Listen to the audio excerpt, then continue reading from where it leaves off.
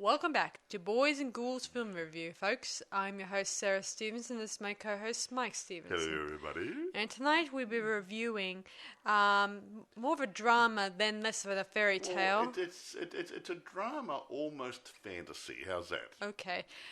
That's called that's the Cinderella Story It's Ever After. No, it's called Ever After, a Cinderella Story. That's the full title of it. Yeah. That was done and was released in 1998, I think. Now, some people think, why are we doing this? I'm sure you will ask yourself, why the hell are you doing this movie? Yes, I'm asking myself that question too. It's just an ordinary drama. The point is that, firstly, it's a take on the old Cinderella story that we're all well aware of. Yeah. And who can forget Walt Disney's interpretation of it in animation? Yeah, This is nothing like that. And that idea has been reused over and over and over again. Instead of going back to the roots. Going back to the original roots of the story. Right. And this is closer, not exactly, closer to the original story, which is about a normal person, not even called Cinderella, believe it or not. Yeah, because Cinderella was a nickname used by the stepsisters, calling her that in the book. They said that she slept by the fireplace, she slept by the cinders or in the fireplace, so they called her Cinderella. Hint. But so she was never called Cinderella in the movie or the book, was she? Yes, so Cinderella was never, that was not an intended name, it was more of a nickname. Yeah. And not a really nice one at that. It's like Fatso or Hey You Over in the Corner or Serving Girl or something, so she was never actually referred to as Cinderella properly. No, so anyway, and that's one of the reasons.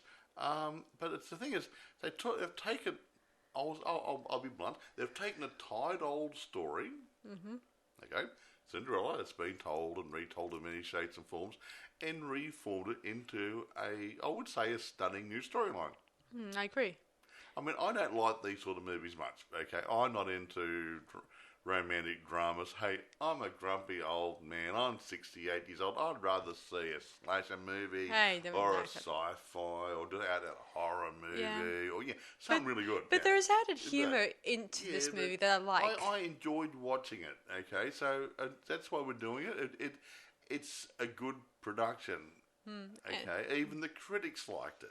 Hooray. The box office liked it. It has redeeming qualities. Yeah. So for those of you going, oh, grown, it's a drama or a fantasy, well, we didn't say we wouldn't do dramas in our take away the fairy, podcast. The fairy godmother, the mice, the whatever. The pumpkin. You find this is like a love story. Yeah, and I don't like normally love story crappy things, but it's more about the individuals than the love story. So it does make a good story, and got some good stars in it. You got Drew Barrymore plays Danielle Barbarac. I just call her Danielle. Danielle, okay. Doug Ray Scott is the Crown Prince Henry. Cute. Angelica Houston plays Baroness Rod Miller, evil stepmother. The evil stepmother. She has two wonderful girls playing her daughters. Megan Dodds plays Marguerite. She's a pretty horrible one who's going to be trying to marry the prince. And Melanie Alinsky, she plays Jacqueline, and she's the nice stepsister. Believe it or not, they weren't both naughty and evil like Disney portrayed. Yeah, one was good and one was bad. Yeah, so, sometimes a lot of these fairy stories, they would often try to depict both the girls as being bad. Mean, horrible, nasty, But anyway, irrespective, what I'm saying is these people had brought something good to the screen for this production. I agree. Yeah. Now, I'll go for my normal stuff now. Right. Produced by, French names. I think Muriel Soria and Tracy Trench. They actually produced it. Directed by Andy Tennant. That was an easy one. Screenplay by Susanna Grant, Andy Tennant, and Rick Parks. It was based on Cinderella by Charles Perrault. Well, it's French name anyway. That guy. Budget $26 million, and it made $98 million at the box office. So the people liked it, and the critics liked it. Yeah, I think the reason there is a lot of French crew on this is because it was developed in France, and most of these the locations are filmed at chateaux. That's lots the of French nice chateaux term. there. And don't ask you to do a list of them because I can't pronounce all the French names. Thank you very much. Shall I start telling the story? Wait a moment. Or do you want... I don't think I want to say anything else before you start chattering away. So like those of you who, we said ages before when we first started we were going to concentrate on mainly sci-fi, horror, and fantasy. This is almost fantasy. Oh, yeah. Yeah, it's teetering on the side of fantasy, but it's a drama fantasy. And it fits in quite nicely. And someone did make a comment to Sarah recently that we're not doing too many new movies. So after this, the next couple of weeks, we're going to start doing a lot more recent releases, aren't we? Agree. For those who want the more recent releases, but that won't stop us from doing the older movies. Like I wouldn't mind doing the old silent movies as well occasionally, and saying, look, you look at something like The Cabinet of Dr. Caligari, Metropolis, Nosferatu, all those good old classic movies. Some of you guys haven't seen. I'm lay odds that some of you young guys are saying, "What's Nosferatu? Why is that any good?" Well, that's not. That was the forerunner of all the Dracula movies. Yeah. And actually, what was the Symphony of Terror, that movie they did with, what's in it? When the making of Dracula? Nosferatu? No. Oh, no. Nosferatu, Oh, Symphony yeah. of Terror, You mean the vamp... the one where they had to do it like a biodrama of making a movie. We've already done that one. No, yeah, what's the name of it? So was it Nosferatu Symphony of Terror or something? Or No. Oh, Lord, you got all the stuff written down. You did them all. You made me watch it. Anyway, it doesn't matter because we've already reviewed that one already. I was just going to mention it to them. And that they had made a movie about making Nosferatu. Yeah, we've already reviewed that one. I know that. I didn't say that we're going to do it. Why don't you listen to what I'm talking about just for once instead of listen to yourself? I just wanted the name of the movie. Something like a Symphony of Terror or something. No, it's not. What was it called? Vampire's Shadow something. Oh, was it? Yes. Oh, was it? Yes. Shadow of the Vampire. Shadow of the Vampire. That's it, yeah. No, wasn't it after that the Symphony of Terror as well? No. Okay. Shadow of the Vampire, and it was making of the original silent movie. And it was really, really well done. And it showed you these guys trying to put it together in the most remarkable way. Anyway, so I want to go back, maybe do the odd silent movie and see how it linked into all the other movies over the years. So, yeah. So can I get down to the story itself? Oh, I don't know. Will it you? Oh, come on. Yeah, you know you want to. Okay, it begins with an old grand dame. An old lady here. Who invites two of our fairy tale writers, the Brothers Grimm, the well-known guys who wrote many stories about fantasy stories over the years. We have one, I think, known as the Brothers Grimm, yes. Yeah, she tells them about how she really likes their stories, and however, she was a little disturbed about their version of Cinderella. Because it wasn't accurate. Yes. And see, how would you know? Yeah, well, she... then she produces a glass slipper. Yeah, and then she sits down and tells them a brilliant tale of... about her great-great-great-grandmother or something rather. Yeah. Yeah. So we go back in time, back to the Renaissance period. This was back in the... about the 1500s. Yeah, and the Grand Dame, she's sort of in the 1700s, I think, or 1600s. I'm not sure. I'm not a fanatic. She's about the 1900s. I know, 1800s, whatever. Yeah. Anyway, back 19th century. She's in. Yeah. Anyway, back to the story. She tells them the story, and it takes place in the Renaissance, and it's about a little girl, probably about a 10-year-old or 9-year-old. I'm not sure. Around there, and her dad is bringing back his new wife and his two new daughters, and she's excited, really looking forward to having a mum and some sisters. Oh, by the way, Danielle's mum died at childbirth. I think she never actually knew her mother. So I was really excited to have someone she could call mummy and someone to, I suppose, be affectionate like a mother. Yes. Yeah.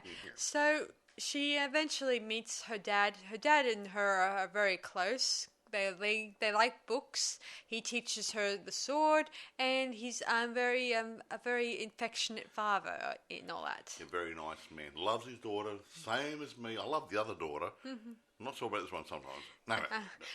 Anyway, he introduces her to her new mum and to her stepsisters, and well, it was very brief. And later that night, he shows her a new book he bought with him that's called Utopia. That was written by Thomas More. Thomas More, the famous saint, one of the famous saints. Was it saint? No, wasn't it church leader or something? I can't remember. He was a famous saint. This is Renaissance. Back then, there's plenty of saints running around. I know Thomas More was a saint, but he's Yeah, I looked it up. I found out in the Saint, the movie with Val Kilmer, he was named Tom. I didn't know Thomas More was a saint. Okay, Saint Thomas More. Okay, right. Yeah, just like Joan of Arc, only less crispy. Less crispy. Yes, she was a crispy critter, wasn't she? Yes. Yeah. Anyway, back to the story. Get us the old marshmallows when they... sorry. Yeah. The dad tells her that he's going to go away for another week or so, and he's going to leave the Baroness and Danielle in charge, or at least telling her that she's in charge. Yeah, she's in charge, but his new wife is going to be in charge, obviously. Yes. Well, that morning, he's developed some weird pains in his hand.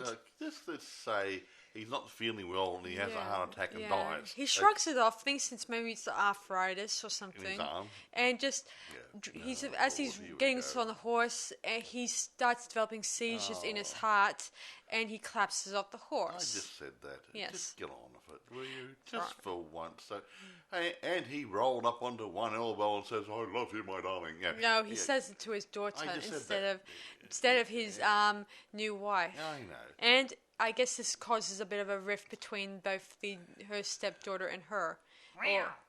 Anyway, 10 years go by, and we find out that Prince Henry is getting engaged to a princess from Spain. Princess. Whom he doesn't want anything to do with. He's never met her. She could be an ugly bat. Which she was. Anyway, back to the story. He runs away, and the king is furious about his son's absence. I'm furious. And Henry meets Danielle, who was in the woods while not too far from his, and he stole one of her dad's horses.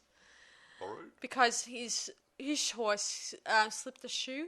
Was it? Oh yeah, slipped a shoe or something. Yeah. Something. And she pleads with him at first, tells him. At first she's throwing apples at him. At first she throws apples at him, and then when she finds out who he is, she pleads with him not to kill her or take her head off or anything. To not have her head cut off. But he eventually buys her silence by giving her some coins, which she hopes to use to save a servant named Maurice. Who has been pushed off to the Americas by the evil stepmother for some reason or other. Yeah. Anyway. Did she sell him or something? Well, she tries to... Did she sell him to a slave trader type guy who's put him on a boat? Yeah, that's what it was, Something like that. Yeah, so, she sold him off into slavery. The Baroness is a terrible landlord or landlady when you think about it. And by the sounds of it, she doesn't pay attention to the land, and therefore she gets annoyed with the taxes and just does whatever she can to still be in money and power by spending money like it was no tomorrow. Yeah. She's trying to line up her beautiful daughter with Henry and thinking it'll be, our problems will be over financially. Oh, goody. That sort of stuff. Greed. Yeah. Yeah. So Henry, he then meets Leonardo Da Vinci, who was going to lose his famous painting, the Mona Lisa. Yeah, hey, look good to me. Look, that's the real one to me. Yeah, see, they were being robbed by gypsies, and I read somewhere that gypsies were a very big problem in France back in those days. Yeah. I'm not sure. Yeah. Have you ever read Notre Dame? I mean, the Hunchback of Notre Dame. Sorry. Anyway, he does find the painting and he gives it back to Leonardo. He's a nicer man. Yeah. And Leonardo is invited to the palace because I guess to make portraits and all that stuff. Well, he was invited to be their artist for a period of time, I believe. Yes. Yeah. Anyway, soon enough, they head back to the palace, And meanwhile, Danielle is getting dressed to dress up as a court lady, so she can, in order to help Maurice. So she dresses. So she gets a dress from Gustav, a family friend who works for another, another wealthy person, I guess. But unfortunately, the shoes are too big, technically. But who cares? Whatever. And so she walks in. She's dressed to this very nice lady, nice dress. She approaches the man who's going to sell Maurice and some other people he's already bought him. Okay, he's going to put him on the boat. But unfortunately, Danielle approaches him, tells him off, telling him that he's not a prisoner, or you ill-mannered tub of guts. Whatever. Yeah, it's lots of rude little words. And the prince approaches her and says, and asks her to tell him why he should release him. And eventually she quotes Thomas More's twaddle. I don't know what his words are. Whatever. It wasn't twaddle. He's a good writer. Yeah. And that pleases the Prince Henry and allows Maurice to go free. Yeah. Lovely. Yes. And he talks a bit with Danielle, and he wants to know her name. So she gives her false name, Comtesse de Cordianogray. I'm not good French. She used her mother's name. Yeah, her real mother, I think. Yeah, the Comtesse Nicole de Lancret, something like that. Yeah, she quickly... Mouthful, hey. Yeah, she quickly runs away when the Queen arrives to tell Prince Henry that his dad wished to speak with him. Boy, he's in trouble again. Yeah, and of course, his dad is really lousy at punishment. He just says, I'll deny you the crown and you can live forever. And he says, good, agreed. I don't want being the king, a prince. That didn't work, did it? No reverse psychology there, folks, was there? Yeah. Meanwhile, the Baroness gives Danielle a sorely talk to her, telling her, how dare you say nasty things to the prince. The prince arrived at their house with the horse that he took earlier, and he's smitten by Marguerite, obviously. The blondie piece. Yeah. The one going crawling to him. That one, yeah. The sucky, the trailer trash one, Yeah, and the Queen and the Baroness thinks that there might be a chance that there might be more. Hey, there might be. You never know, you like it. Yeah, later that night, the king tells Henry, guess what? I'm going to hold this ball, and if you're seeking love, I want you to seek it at the ball. Announce your betrothal or engagement to the one you love, or I will announce your engagement to the one I choose. Yeah, that's a bit rude, isn't it? This engagement marriage thing is sort of a war type one, where if it's a treaty between the countries. England and France, was it? Yeah, England and Spain. Spain. I mean, not England, France and Spain. I'm such an idiot. England for? You know what I meant. Yeah, France and Spain.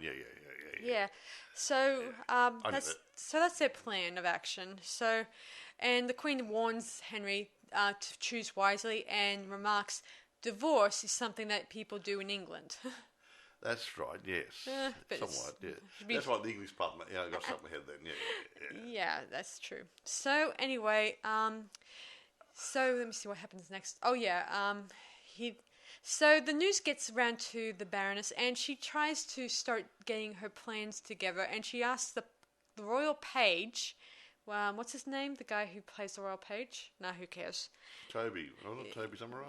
Toby, Toby Jones, he's the royal page. She flirts with him and tries to get him to give her any information of any ones that deal with Prince Henry's actions, so that she can hope to sway the match in her favour. Yeah, bit of inside information, bit of insider trading at the stock exchange. Yes, quite right. Whatever. Yeah. Anyway, Danielle is less than thrilled about this idea and thinks that Henry and Marguerite deserve each other. But one of the servants remarks to her, "Oh, bite your tongue. The only throne I want her to sit on is the one I have to clean every day." I love that. Hey, I sit on the throne every day. I must be king. Yeah. Meanwhile, Marguerite and her mother trying to find a dress, and there was one which was blue, and Prince Henry loves blue, but she remarks that 50 other girls were probably wearing the exact same color. Exactly. And her sister, Jackie, wears a dress that's 2 sizes too small, or at least by the look of it. Yeah, it didn't quite fit her properly. Yeah. She was busting all over, yeah. And then the Barons comes up with an idea of getting a dress that belonged to Danielle's mother that was meant for Danielle when she gets married eventually. But unfortunately, that's not going to happen anytime soon, according to her. Probably not, being a servant. No, yeah. Danielle walks in on them while they were prepping. Danielle, you say Danielle. Sorry, Danielle. She sees them airing out her dress, and she asked them what they're doing, and they said, "Oh, we're just airing out your dress so you can attend the ball with us." Yada yada yada. Yeah, lovely. Liar, pants on top. Yeah, I read that part in the story. One was pretty much true. Chores. Yeah, well, they told her if you complete all your chores and a few more up our sleeve, then you may be able to join us in the party. But of course, they said as long as you have a dress and some shoes. And unfortunately, she had none of those. Because they stole the dress off her. Anyway, meanwhile, Henry consults Da Vinci about finding the one. And he always says, is it the first one is the one, or the second one that ought to be the one? Or something else, yeah. He's going through that mental dilemma. Yeah, the usual, there's always something to... What was it called? There's always a chance, or is there something meant to be sort of thing? Yeah, something meant to be, fate, Yeah, of course. He's trying to find, like the meaning of life, but in marriage, Yeah, it's a little hard when it comes to marriages. And it's good if it's hard. Whether it's infatuation or just plain old good looks. Even though he's more interested in trying to find the feeling behind it. Looks do help. So your mother... She's a lovely lady. She's in the other room. It's not part of the podcast. She was into looks. That's why she married me. What are you laughing at? Okay. Well, okay. Maybe she didn't get the top of the pile, but, I wasn't that bad. Yeah. I had a bath. Yeah. Shower. Yeah. Shave. Haircut. Put some new duds on. Look like okay. Let's get back to the story, guy, Mike. Okay. So he runs into Danielle again. This time she's swimming, doing the breaststroke in a lake. She had her clothes on, guys. And dear old Da Vinci is using one of his latest inventions. I don't know what they call it. He had these wooden shoes made up like little boats, so he could walk on water. Now, in theory, it could probably work if the boats were big enough for the water displacement to take place. But I don't think these would have been quite big enough to actually make him float. But did look good. Anyway, it was funny because she sees him and he says it looks like rain, and then she screams and he falls into the water. He loses balance, yeah. And this is where Henry meets her again, and they talk a bit more about where's her lady in waiting and all that stuff. And she said that she gave them the days off, and he remarks, and they talk about the differences about... how he has everything while everyone else is suffering because of his lack of compassion and lack of taking interest in the kingdom. Yeah, exactly right. Shame. Yeah, she then gets her name called by Jackie, who's not too far away. So she quickly scrambles and quickly darts away. He tries to give her an invitation to his next tennis match he's having with another guy. Yeah, he's not really good at it. Yeah, he remarks to Leonardo Da Vinci, "Why is she always doing that when she dushes off?" Yeah, Leonardo's a wise old man. Yeah. Anyway, later that night, we see the Baroness and her daughters eating their dinner, and some of the candlesticks are stolen or missing, according to me. Mm-hmm. And because of this, she told the servants that she's going to garnish their wages, I think. Garnish is putting stuff like... You're making your tossed salads and throwing Okay, I get it. So, and she even threats to send them off to Americas, but Jackie informs her that any man who gets sent to Americas must be compensated, meaning you have to pay for it. Yeah, and the Baroness probably doesn't have that money to spare at this point. Exactly. So, and this is not the first thing that gets missing. There's also a few portraits and probably a few furnitures that we don't see. Things slowly get missing, and we find it later on that don't get to that yet. We want to save that for a surprise. I'm just going to say that she's selling off to make money, so she can get her daughters ready for to flirt with the prince. Yeah. So they needed money. Yeah. Next day, we see the prince playing tennis with his whatever, and Marguerite is there, acting all nice, high and mighty, and dressed in her finest wares. Flirting as she would. Yeah, and making a good impression. And then he sees Danielle again, this time with her servants looking after some vegetables in the market. And fortunately, she scrambled away while throwing a chicken in his face. So he didn't quite see her. He saw what he thought he saw, but he wasn't 100% sure whether he saw her or not. So he got away just in time. Yeah. Later on, she tells Gustav that she hopes that Marguerite gets married. That way, she can probably stay at her home, so she can turn things around, maybe even make things better, hopefully. Yay. But and Gustav asks her, "You like him, don't you?" and all that stuff, and she says she denies it and all that stuff. But then we see him approaching off in the field, and she quickly darts away, behind a haystack. And Gustav reveals to her that the Countess is staying with a cousin just nearby, and who turns out to be the Baroness of so and so. Whatever. Her stepmother. Yeah, right. Yeah, where she was supposed to be really living. Yeah. Anyway, he heads off down that way, and Danielle quickly makes her a quick shortcut through the woods. Where the prince had to go by the road. Yeah, and there when she gets to the house, she quickly gets her friends to dress her in the groom quickly into the dress that Marguerite refused to wear at first. Yeah, the blue dress that she says that every single girl's wearing. And she greets the prince at the front door. Yeah, and that was quick. And he offers to take her to a monastery that has a very big library of sorts, seeing as she's very fond of reading. So they head off down to the monastery. Meanwhile, while this is happening, her stepmom and Marguerite and Jackie are at church, and the page gives the Baroness a necklace that belonged to the Queen in order to secure an invitation of hanging out for today. So he pretends to find it and gives it back to us. Oh, I think you dropped it coming out of church. Yeah. Didn't even know I had it. Oh, thank you. Yeah. That sort of stuff, Yeah, so this kind of creates an invitation in order to get her, a little bit of approval. And later on we see them at the house, and Marguerite is thrilled that things are going her way, but Jackie is less than thrilled because she feels like she's given the lesser end of the stick when you think about it. Whatever.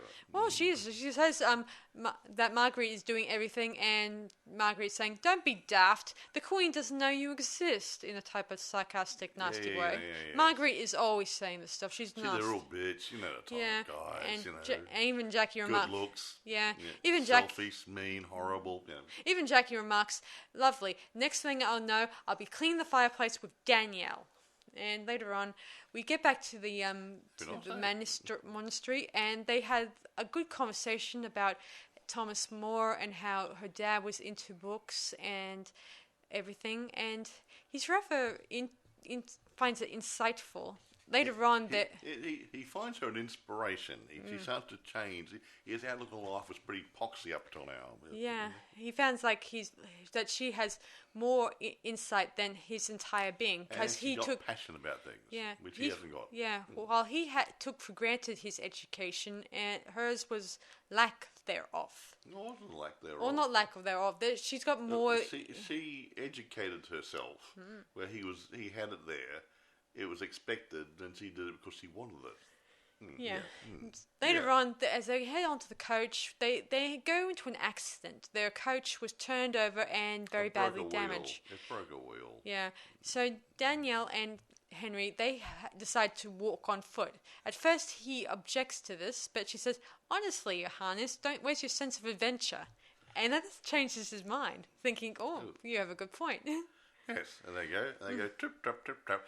And who do they find in the woods? Well, they weren't the three bears, I'll tell you right now. Yeah, well, anyway, they got lost, of course, and she decides the prince had no idea how to go through the forest. Yeah, so she removes her gown and heads up to a tree in order to find out where their destination is. And he thought it was rather humorous. He's down there on the ground, she's climbed the tree, and she's telling him which direction they had to go. Yeah, and he remarks that you swim alone, climb rocks, rescue servants. Is there anything you can't do?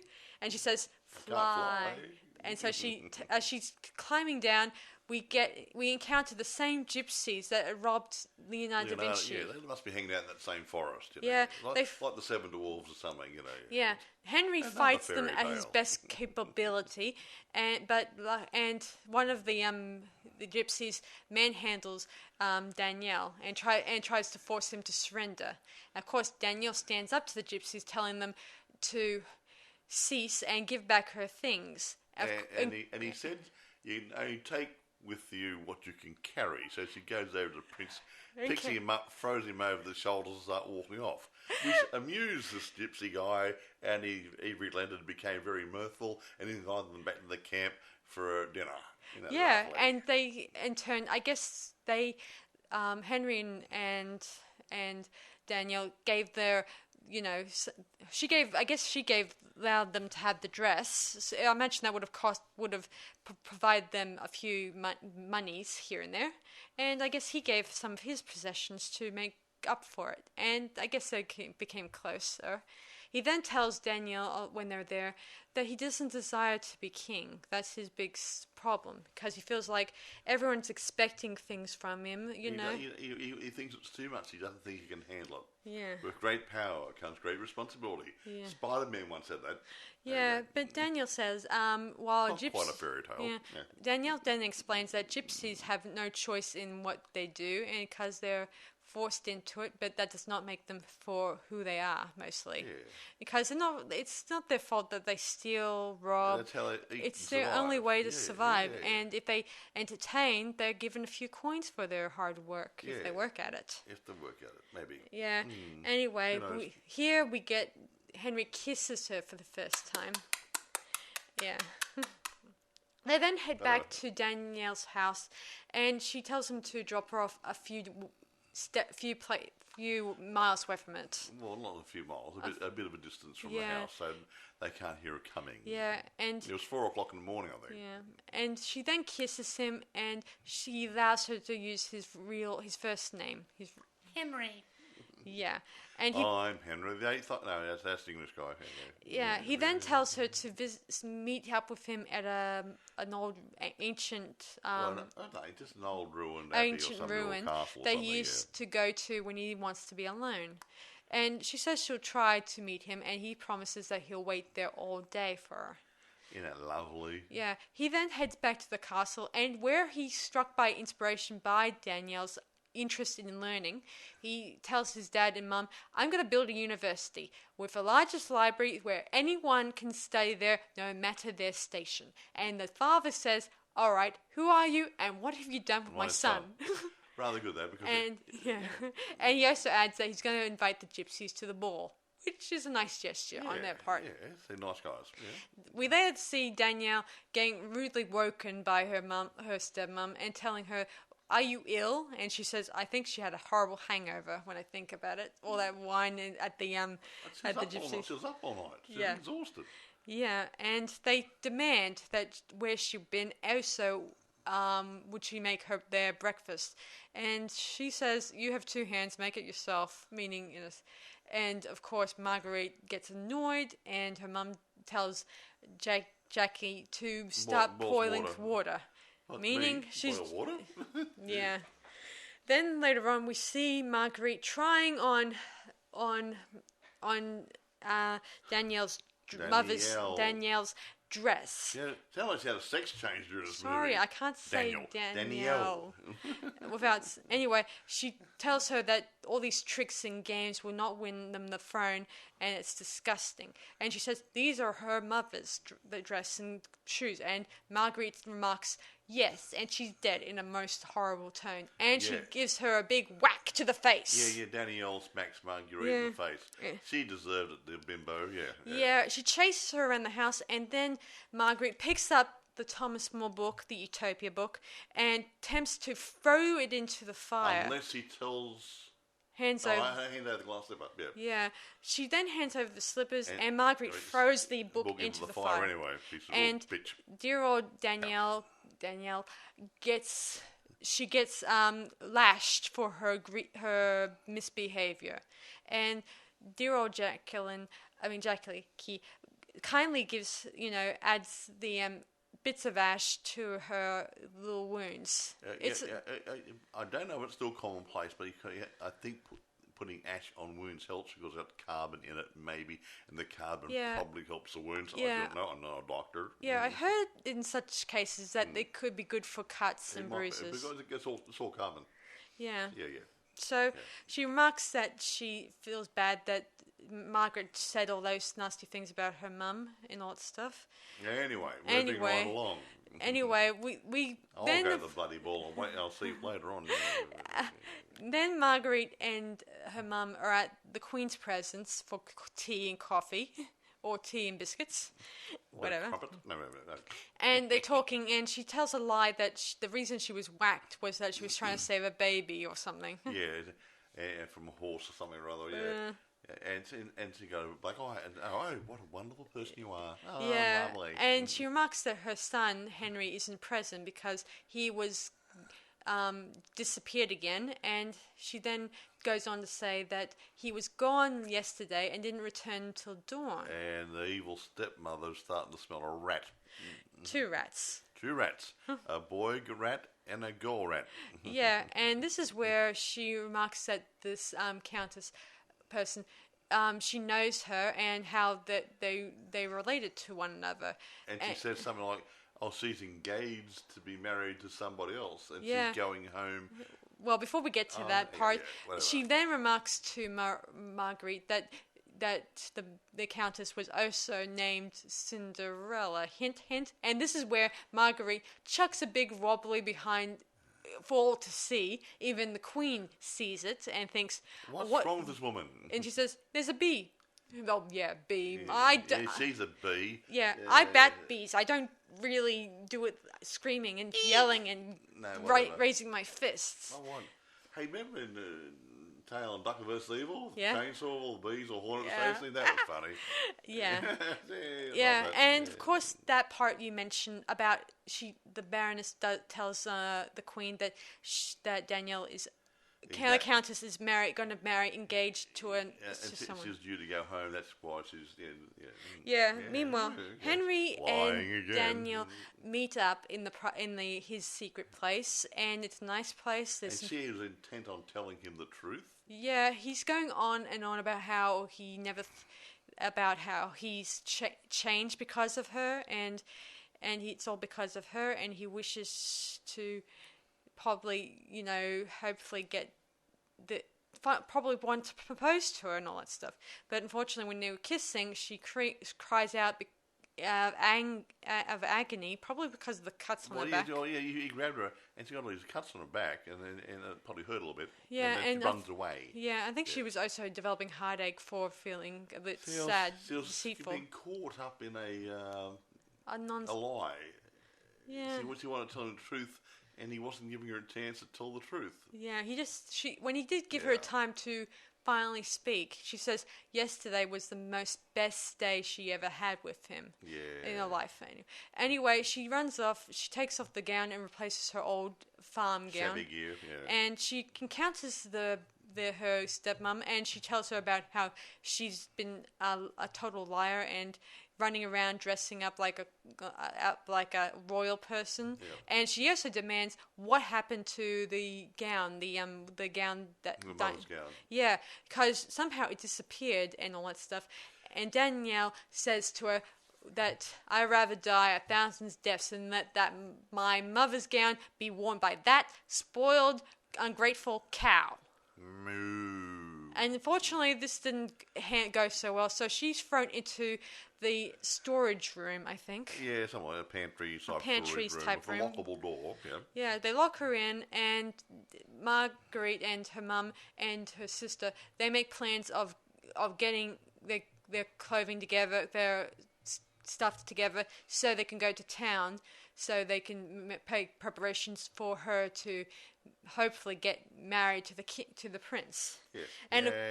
And I like this part where Jackie says, "It's only a ball," and she says, and her mother says, "Yes, and you're going for the food." Yeah, you're going for the food, and her sister's going for the prince. Now, yeah. Anyway, irrespective, moving right along. Then Henry hears from his mum about how the Baroness tells the Queen that Danielle is engaged to another person. And he got very upset about that. Yeah, feeling just playing me for a fool, sort of thing. You know, crap. Yeah. Anyway, meanwhile, while this is happening, Marguerite is gone to the Woolers, the clothing place, to get some fabric to make a new gown, which probably would have been an arm and a leg, that expense. 2 arms, maybe. Probably 2 3. legs. Yeah. Meanwhile, Gustav is told by one of the servants to go to Leonardo Da Vinci and in order to get some help. He then dresses as a page and he approaches the man whom he thinks is Leonardo Da Vinci, dressed in finery, but actually, in reality, when you think about it, Da Vinci does not wear finery. Yeah, he's just an ordinary common guy who's a good painter. Yeah.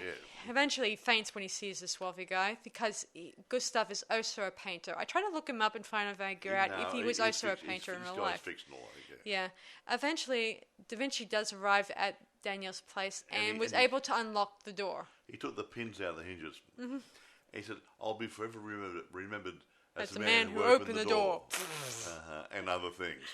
Oh, man, that was hilarious. He's such a funny guy. He played a good role, yeah. And Danielle tells him that she's not a countess or anything like that. She's just an ordinary farm girl who's just made up the whole thing. And he says, "So I'm a bastard son of a peasant. What's that got to do with it?" Yes. See? Because he was never, he's not I don't think he was wealthy. Leonardo Da Vinci did not come from a wealthy family.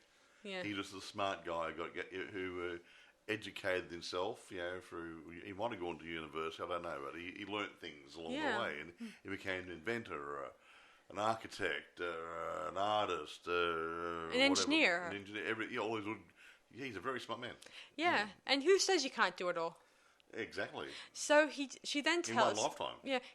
She then tells him a bird may love a fish, Signore. But where would they live? And he suggests he'll make her wings. You make her wings. So you gave her wings on the dress. Oh, it looks so nice too. Yeah. Later that night. I had fun. Yeah. Later that night, Jackie befriends and falls in love with the captain of the guard, who is also wearing a similar costume as her. She was wearing a horse's head. A horse head mask, and he had a horse head mask, and they looked across the table at each other, and he makes horse noises at her. I thought that was cute. And I thought, wow, what a great line. Yeah. Later on, the king makes his announcement, planning on telling the entire world who the prince is going to get married to. And they were going to be some bimbo in the court, or it was a Spanish lady. They don't really give a name. They just call her. I know, but he ended up. What's he like? Later on to the Spanish lady. So he might have been announcing that. I don't know. Yeah. Meanwhile, Danielle finally arrives. She's dressed in her finery, and with her wings. Yeah, and her stepmom and Marguerite see her, and they think, "Oh, this is not going to be good." So evil stepmother does her evil stepmother. Yeah, she tears Danielle's wings off. How could she fly? Yeah, and tells the court that Danielle is an imposter she's a servant girl, and that she has lied to Henry and everyone around. And in good form, Henry, being the loving man that he is, got really upset and stormed off. He didn't even want to talk to her. Yeah. What an asshole. Yeah, and Danielle, no one listens to her side of she things. goes home crying, and while losing her shoe, just like in the Cinderella story. Yeah. And Da Vinci finds it, and he confronts the prince and tells him about how living a life without love is not a life at all. And blah, blah, blah, blah, blah, blah, blah. And in the end, Leonardo Da Vinci turns and says, "You don't deserve her," and he walks off. And he leaves the shoe for Henry to ponder what would be, or what would have been. Would or could have been, yes. Yeah. Later the next morning, Danielle is working hard, and she's confronted by her stepmother, and who tells her she tells her stepmom that don't you understand? You won. Go, move into the castle. Do what you want to do. Get Margaret married off. Yeah. But of course, the Baroness tells her, "You are not my problem anymore." And Danielle says, I've done everything you want, and you still deny me what I wanted." And she says that all I wanted was your love. And she said, "How can you love a pebble in your shoe?" Then that was a real insult. Then we get a shout from one of the other servants who says that all the stolen items or missing items have been returned. Somehow this this mean horrible guy. Wait a minute. I think Tim Rice plays him. Monsieur Pierre Le Pew, whatever. I'm going to call him P.U., okay? Pepe Le Pew. No. Why not? Whatever that guy. Yeah. But that guy, that fellow. Somehow, as Mike pointed out to you guys, the Baroness has been selling those items to Pepe Le Pew. And this, of course, this is really bad because in this next scene, he has evil intentions towards. He's always wanted Danielle, and the deal was that the evil stepmother had decided to trade Danielle for the all items. her possessions that he'd sold to him. So she pretty much she struggles against the baddie guys, and the other servants try to help her, but intervene. But they can't go to America for holiday. Yeah. Meanwhile, Henry is about to get married to the Spanish princess. And the Spanish princess is crying non-stop, like, I've been crying. Like, she's a really noisy crier, really, You're getting over the top here. But it's hilarious watching her cry. It's just like when I used to cry, I would feel like my heart's breaking, and at the same time feeling in pain. I remember crying bitterly was when I had to put my cat down. Okay. Yeah. Anyway. Blubbering idiot. Yeah. Then Henry looks across and sees that she's in love with someone else, possibly a lower class person too. Well, it's probably a servant or one of the people of the court who had to bring it to get married. France to get married, and that was the guy she really loved. Aww. Yeah. Then Henry tells her, "I understand exactly what you're feeling," and he then kisses her on the cheek, and you can go. Yeah, and she runs into the arms of the man she really loves. And Henry darts away, and the Baroness and Margaret, who were present, dressed in if they were going to a funeral, not a wedding. When I think about it, embrace each other, thinking that there's a big shot. For her. Hey, Marguerite. Hey, if that was the chance, he could have run to Marguerite and kissed her and all that stuff, but that's not going to happen. He got a wrong sister. He goes outside. He goes up to the Baroness's carriage driver, who's one of the servants, and tells her that Danielle has been sold to Pepe Le Pew. Yeah. And this was also told by Jackie too, who sees that her mother is a total jerk. And so Henry tells her and the driver, "Don't tell anyone of our what we talked about." No. Covert operation, guys. So he and the captain, they make it their mission to try to rescue Danielle. So they whiz over to Pepe Le Pew's palace or house? Yeah, or Danielle, luckily enough, uses her sword skills that she learned from her father and tells... She saves herself. Saves herself. Girl power. Hey, if any of you girls listening to this one, hey, you'd be proud. Yeah, quite right. She then meets Henry, and he says he's sorry for what he did. And he apologised. And he apologised. For being an asshole. And he also uses her name, and she feels a bit relieved because... Say it again, what? I'm sorry? No, my name, Danielle. He's been using the other name all the time. Yeah, he also produces the shoe she lost and says, do you know the person who fits this remarkable shoe? And she says, it belongs to a peasant, my lord, who only pretended to be a royal lady in order to save a man's life. And he says that it's all right, and he says it's Henry. He reminds her that to use his real name, and he remarks, I kneel before you not as a prince, but a man in love. And he then removes her shoe, her poor shoe, and replaces it with the glass slipper. And really groovy. And he remarks that I'll be a king if you, Danielle, will be my wife. And so they embrace, kiss, and she said, yeah, okay. Then we cross over to her stepmother's house, and they're talking about what Henry may have been talking to Jackie about. Somehow Marguerite has got wind of this. And Jackie says, I can't be sure. It happened so quickly. And she says, but she wasn't going to tell them. And she told them in her own words that I think it serves me right for marrying a foreigner over your sister. But she didn't say which sister. And the Baroness says, well, let's let them fret about it for a couple of days. Then we get a ding, ding, ding, ding. The royal page. And the Baroness and Margaret and Jackie quickly dash to the door. It's actually the captain of the guard. And he's got a coach there waiting for them. And he says that the Supreme Majesties want to see the Baroness and her daughters at once. And he says that demands that they be coming in style. Hint, hint. And they quickly dash off to put some nice on. Not aware of the evil fate that waits them. They think he wants to say, I want to marry your daughter. Yeah. So they quickly enter the palace looking like they're prize pigs for slaughter, which looks like it because... Well, lambs to the slaughter would be more appropriate. Well, to me, wearing that much glitter on their faces... They do themselves up nicely.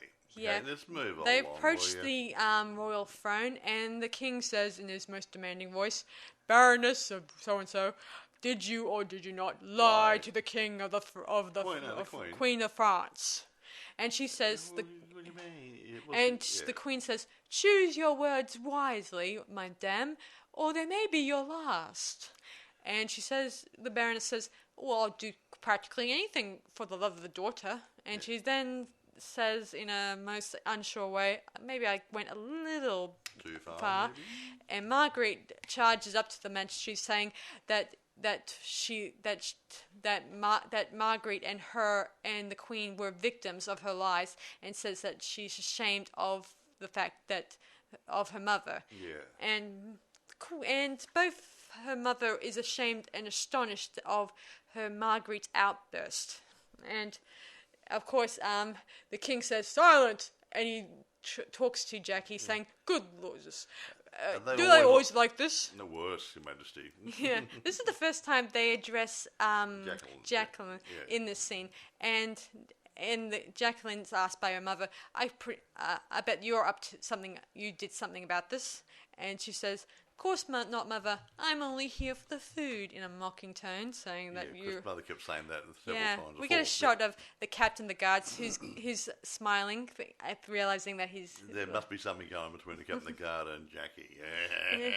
Yeah, and the queen remarks in this scene that Baroness is going to be stripped of her title and will be sent off to the Americas. Unless someone speaks up for her. Yeah, Baroness looks around. But everyone is silent, refusing to speak at all. Then we get a voice in the back saying, I will speak for her. And everyone turns and they all bow to this. There's a beautiful lady there with a little crown on her little head. And it's Henry's wife. Danielle.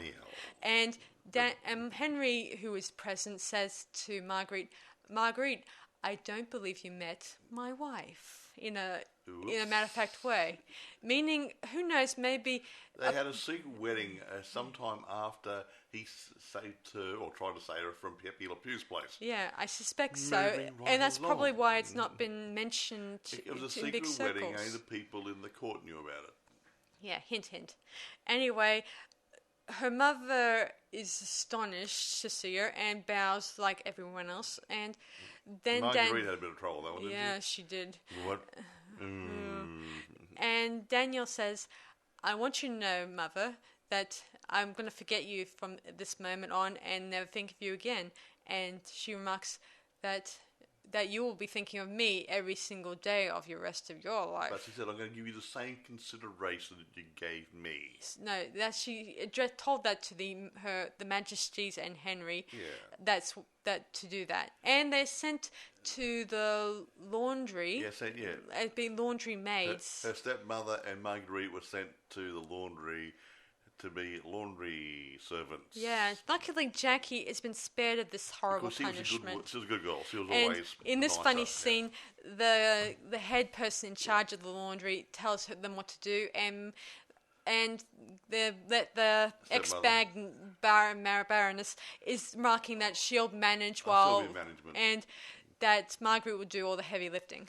And then the old bat running it threw a big bag of laundry at them, and they both ended up in the water in a dye tub.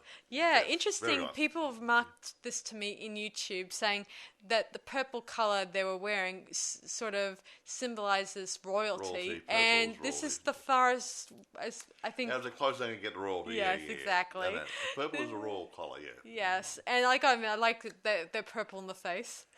Well, they're purple, purple dye. Actually, I think the original purple dye came out of some little sea snail or something rather, and it was very expensive. That's why the purple colour was very expensive, and only royalty could afford it. Yeah. Then we cross to Da Vinci, Leonardo Da Vinci, giving the young couple, Henry and Danielle, this wonderful painting he created for them as a wedding present. It was based on a real painting that Leonardo had recently painted, and it's hanging up in some library or museum or art gallery somewhere. Yeah. And portrait of a lady or something. Henry mockingly says that thanks to through Da Vinci's talent, it doesn't look a thing like Danielle. Yeah, and he jokes, and Danielle approaches him saying, "You, sir, you're supposed to be charming." And he says, "And we, princess, must live happily ever after." And she says, "Says who?" And he says, "I don't know." And they kiss. Yeah. And then the grande dame, in a voiceover, says that her great-great-grandmother's portrait has hanged in the university up to the revolution. Yeah. And so the story of Cinderella has been reduced to a simple fairy tale with all its trimmings. Yeah, lovely. That's sweet. And the Robbers Grimm, they leave the castle, and we zoom out and we see it's the same castle where all the story took place. The end. See, they haven't moved out. Yeah, there you Not go. even during the French Revolution, I might add. The peasants are revolting. I'll say they are. Yeah. Anyway, I won't go into too much. There's a bit of stuff here, but Sarah made a few points before we came on air that some of the historical dates and names didn't correlate, but this is a fantasy. Yeah. They borrowed names and things about that period and put them in together to make a story. Yeah, so don't go on about it, please. I want to go on about this one, considering it's most important. Let me see, what was it? Here it is.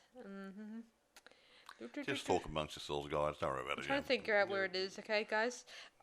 Let me see. Although Leonardo da Vinci died in 1519, and Thomas More's book Utopia was first published in 1516, Drew Barrymore's character is given the book as a present when she is a child, and she meets the character of Leonardo da Vinci 10 years later. So that's a bit of a time problem there. So it doesn't matter. I know it's not. Only a fictional it doesn't matter and all that stuff, but I imagine. It's like extracting teeth with you sometimes. I know. It's very painful. Anyway, I do think the story's pretty cool. There were a few things like that. I mean, but they're just from the same period, and the average historian might pick up on a few things. Nobody else is going to give a rat's, so who cares? Anyway, now, production, it's done in... It was filmed in France, I gather, and they used real chateaus and palaces and stuff, and whatever. And the painting of Danielle was based on Leonardo Da Vinci's Head of a Woman. Wow. There you go. They didn't even bother to give the head a name? Well, Mona Lisa probably wasn't even called Mona. Maybe because she moaned a lot. Oh, well, maybe... No, it won't. No, it won't be rude. That's disrespectful, guys. But the point is that it's a name. Well, that one that the guy did the girl with the pearl earring or something or other. That's true. Well, no one even knows the name. It's a servant girl. Yeah. Anyway, now reception. I won't go through all the reception stuff here, but generally, everybody liked it. Yeah, that's relief. Rotten Tomatoes gave it 91%. Metacritic gave it 66 out of 100. CinemaScope gave it an A out of an A to F. Entertainment Weekly gave the B minus, which is still pretty high. Chicago Sun-Times critic Roger Ebert praised the film, giving it 3 out of 4. Man, so everybody liked the movie. Man, this is and the first. Box office showed it.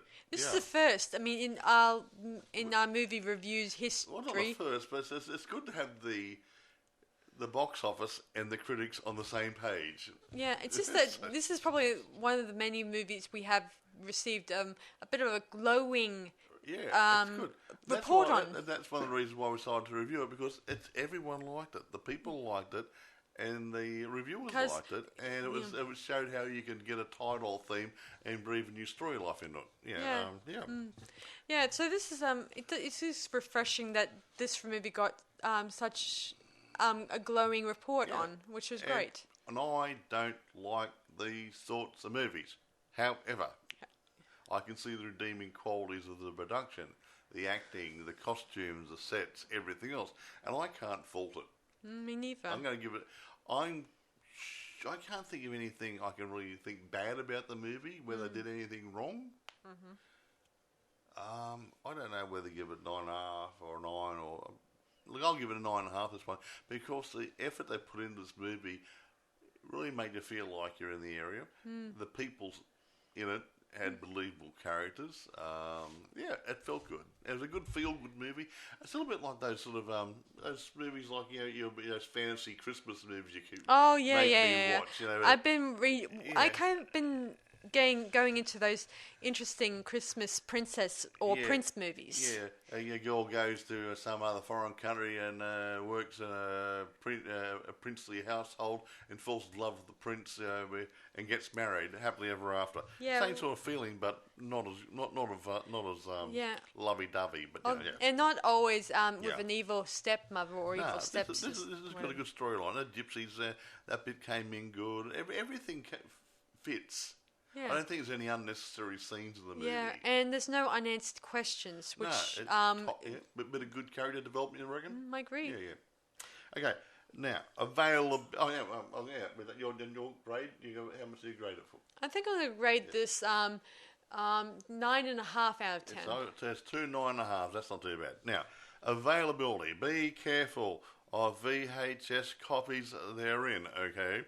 Now, eBay, there's plenty. Amazon, you can rent it, and there's plenty for sale, which means it should be on other platforms and sailing places and whatever anyway. However, I think really this here, if it was a crappy movie, you wouldn't have so many copies for sale. It's Blu-ray, it's packaged, and everything else. People want to see it. Yeah, it's a good product to sell, so it must be good to watch. Yeah, the only thing that may have, if it didn't become a good movie, it would be if they cast people who we don't even know. Well, that's my theory. That so far we've reviewed movies that had people we don't really know too much about. Having said that, I think the 3 main stars, Drew Barrymore, we know her, and Doug Ray Scott. And Angelica Houston. And Tim Rice, obviously, even though he's not important. He had a bit role, no. Those 3 really carried the movie really well. And without them, if you change those people over and put somebody else there, it may not have worked as well. Yeah, I agree. Maybe Helena Bonham Carter as the evil stepmother might have worked. I don't know, but but really, they chose wisely on the casting, so it works. Yeah. The other. I wanted to bring this up, guys. I like to think that there is a lot of I like to think Cinderella is a real story. I mean, I think that there were probably a few people like bad step parents or even bad parents in general who may mistreat their kids, and you hear them on the news and say, oh, these people are not really nice to their children, should be sent to jail type attitudes, or they have bad step kids who mistreat their other kids. I do hear these stories, and it's not really right when you think about it. And I was watching this interesting modern version of Cinderella called Cinderella. It's not Cinderella type. It was called, and it was about this girl whose mother was killed in a car crash, and had to be forced to live with her mother's brother and her sister and her aunt, and they were not really nice to her. They have her doing all sorts of jobs, which was ridiculous, never giving her a social life, and never buying her anything new or anything like that. They just mistreated her. These people want to get better. And they didn't give her any social life or any social time at all. I've got social life. I've got you and your sister and the grandkids and my wife. That'd be rude. I don't have a social life. Yeah, I also seen one that was done in actual France, and it was more of a 1950s type one, which, well, not really. It's not really based in 1950s. It's sort of has that period look to it, which I thought was pretty cool. It was made back then, but it was a period movie. And it was made in France, and it may not be noticed out here because it's a foreign movie, and you know what foreign movies that were directly to television would they present. might have been up in the foreign type. We have SBS over here in Australia. Does a lot of foreign movies, and some other ones have since opened up since then. So it might be on those sorts of TV I was fortunate enough to find one that was in English, an English adapted of that one, and it was pretty an awesome story, and I loved the music to it. What was it called? It was just called Cinderella, and it was sort of another movie, direct-to-movie TV series. It was made back in the 50s, though. So no, not into the 50s. I said the period the movie itself is based. The movie was based in the 50s. Yeah, but 1950s. It was made recently, wasn't it? Yes. Okay, right. Yeah. And it was pretty cool. I liked the style, and I like the actors, even though they're not supposed to be mainstreamish actors. They're foreign actors. Well, they might be known over in France. And I don't think it's I don't think it's too bad to have actors you don't really know on a regular basis. I mean, if they're good looking and they can present their lines, then it's okay. Yeah, but they might be known in France and other places in Europe. And I just mean we don't know them here because it's a foreign movie. I know. I'm just referring to the facts that the reason some movies don't get well presented is because they're trying to look for actors they know. Well, that's what movies. happens. I'm not knocking America or England or anyone else, but the main filmmaking countries, mainly America, they use names to help float the movie. Yeah, exactly. We're going to have an action movie. We're going to put Bruce Willis in or Tom Cruise or somebody else. It's a draw card. Yeah, that's what I mean.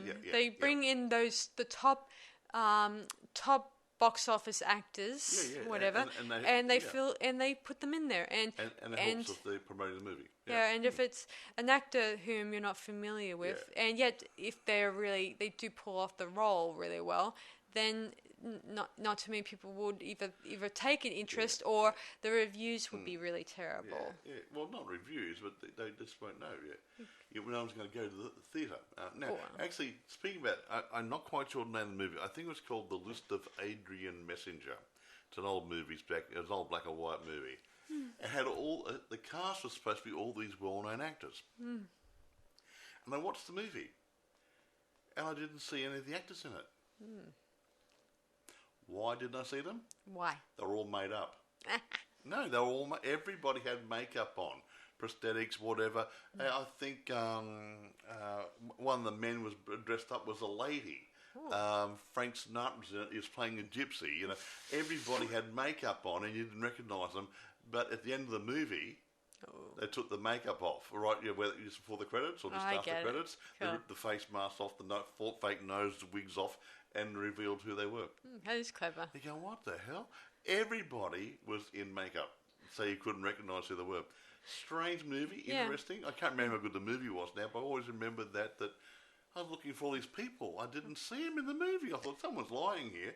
And at the end of it, I found out that everybody... Yeah, I think the movie was called The List of Adrian Messenger or something like that. And I said, wow, I would not have picked any of these guys at makeup. Yeah, interesting thing, guys. I also found out there was an Egyptian version of Cinderella, and it's a pretty interesting adaptation of it. And it proves my theory that there was a mixture of different ethnic groups living in Egypt, even though people deny it mostly. You're missing a point here. Firstly, it's a movie. I know. And secondly, they took a lot of slaves from all over the place. I wasn't saying the movie. I was referring to this was a fairy tale story in Egypt, and they must have. Over the thousands of years, they bring slave people in. People traded with them. They had people of different nationalities come in, and you'd have different colourings and hairstyles. Yeah, and I'm not referring to movie based. I'm referring to the fact we were in that there. We've been there. Yeah, it's just that whenever some people keep bringing up, like the people when we reviewed the Moses movies that take place in Egypt, the people in the countries keep saying they must look like it, when actually, how do you know that there might be different nationalities roaming around inside Egypt? Yeah, and Israel, back in those, a couple of thousand years ago, they did trade. People did move around. We went to Israel and Egypt a couple of years ago, and when we were in Israel, you could have been in New York, Sydney, London. You couldn't say, someone looked weird, different. They looked the same colour as us. They had brown hair, black hair, brown hair, blonde hair, pale skin, freckles, some slightly tan. They were just like any other city. And it would have been the same a couple of thousand years ago. Yeah, anyway, the Chinese... Not Chinese me, the Egyptian Cinderella story, it makes out that the Cinderella in that one had blonde hair and very white skin, meaning that and she came from not from Egypt itself. She came from Europe, and all that stuff. That's what I'm saying. So it wouldn't have only just happened now. Yeah. Over 1,000 years, they would have traded and people would have moved around. Yeah, and she was bought by a rich Egyptian lord who was living in Egypt, and while the other servants who had either dark skin and dark hair, they kept giving her the hard jobs, telling her that you're different, yada yada yada, you won't matter. And then one day when the pharaoh was going to choose a bride, have a bride, a ball of sorts, everyone was invited, including the servants, and of course Cinderella was thrust into their jobs while they're out having a good time. But unfortunately enough, she was able to gather a gown and some shoes and sneak in. And the pharaoh was smitten with her. Going over time again. Yeah, and when she finally did eventually leave the party, she somehow a bird, a Horus bird, what are they called? A hawk? Horus bird. Horus. Yeah, is a hawk? Yeah, a hawk that resembles Horus takes one of her shoes while cleaning, and he drops it into the pharaoh's lap, and he went and goes and finds out that her, and he gets each of the servants, the lord's servants, to try on the shoe. Each one of them couldn't fit in the shoe, so she approaches the servant, Cinderella, and he gets her to try it on, and he realized that she is the girl he fell in love with at the ball. Yeah. And of course the other servant said, "You can't marry her. She's not Egyptian. She's got a different appearance." Yada yada yada. But he says that she practically is Egyptian because she has beautiful blonde hair that is blonde as the sun, and her skin as white as papyrus. Oh, whatever. And he marries her at the end. And she's a honey bunny of a nice bod. Okay, how's that? Yeah. Okay. But that's the Egyptian version of Cinderella, guys. Well, like I say, Cinderella, it's time to go and say goodbye to these guys because they're in overtime. Okay. As usual. Sorry, guys. Anyway, I hope you guys may check out Ever After and check out the story I mentioned about the Egyptian Cinderella whenever you can. You can always check it out. Hey guys, take your girlfriend, your wife, whatever. What's this? It's not a bad movie. I think they'll like the movie. You might enjoy it with them. And, and feel free to check out the other Cinderella-related movies. If you don't like Ever After, you can always check out another along the way. And at a pinch, you can watch the Disney one, like an animated one. Yeah, everyone is different, so technically check them out as best you can. Find what you think is the best version if you can. This one's not a bad movie. It's a good story, good drama, well-made movie. Yeah. Anyway, we promised to do, the next couple of weeks, newer movies. Yes, I promise, guys. We've got one or two already. We're kicking ideas around at the moment. So yeah, we're looking at 2001 and 2021 and 2022 movies. Yeah, I found this movie just a while ago that might be ideal to review. But I won't reveal names yet. So I'll let you guys wait until the next couple of days. Then I'll twist around. We'll do another one. All right. All right, that's about it for us tonight, guys. And I hope you guys enjoyed our latest podcast, everyone. Yeah. No, it's a good movie. It's worth a watch. I would do male and female, husband, wife, boyfriend, girlfriend sort of stuff. Yeah, it's that sort of movie. Yeah. Yeah, or if you're into comedy, that's okay too. Or ladies, get the girls there, sit down there. Yeah. Girls' night. Yeah. Get a bag of chips, ice cream, whatever. Well, I gotta admit, it has funny moments. It's a good movie. It's a good movie. Yeah. Especially the bit where the stepmother and the daughter get thrown into the vat of dye. Yeah, it was a good ending. Yeah. What goes around comes around, folks. I gotta go. That's about it for us tonight. So thanks for listening, and we'll see you guys for our next podcast. Bye for now. Bye.